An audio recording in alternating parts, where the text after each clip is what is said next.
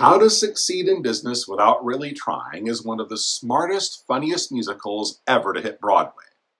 And in 1962, it won the Pulitzer Prize for Drama.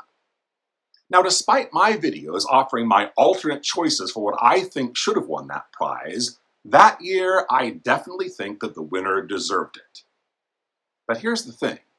That win is doubly ironic. And if you know anything about the politics behind that award over the years, you're going to love this.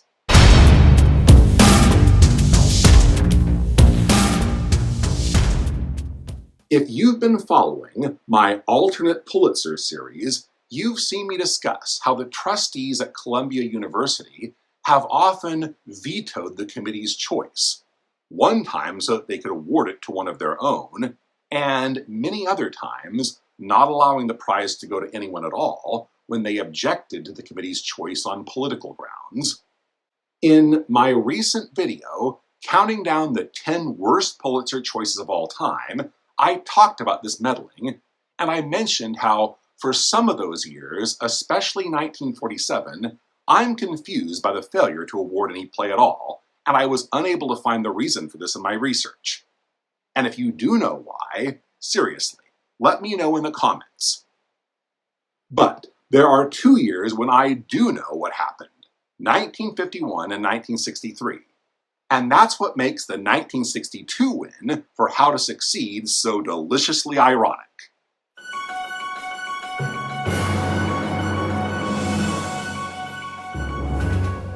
In 1951, the same writers, Abe Burrows and Frank Loesser, were denied the Pulitzer for Guys and Dolls, not because of the show itself, which isn't political at all, but because the trustees found the writers themselves to be too left-wing for the McCarthy era. So the result? No prize that year. 10 years later, those same writers do win the Pulitzer, and this time their musical absolutely is political, skewering corporate America, mocking executive culture and how one gets ahead in that culture. I play it the company way. Wherever the company puts me, there I'll stay. And just generally tearing down the whole Horatio Alger myth that we should shut up about taxing the rich because they're the most industrious people who have earned everything they got. And the trustees let that slide.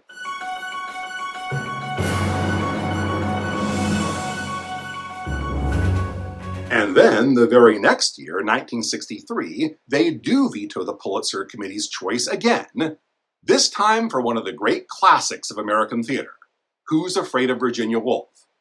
Now, Edward Albee has won the prize 3 times, but the only thing stopping him from tying the great Eugene O'Neill's record of 4 wins was being denied the prize the first time for what most would consider his greatest work. And why? Not for politics, not for ideology, just bad words. So to recap, Columbia's trustees blocked a non-political musical for political reasons, didn't block the same writers for a musical that totally was political, and then blocked a classic over language. Makes total sense, right? If you love this kind of theater history rabbit hole, check out my full alternate Pulitzers playlist.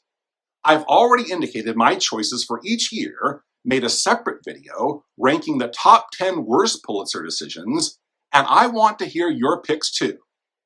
Vote and share your thoughts over on my blog. Links in the description.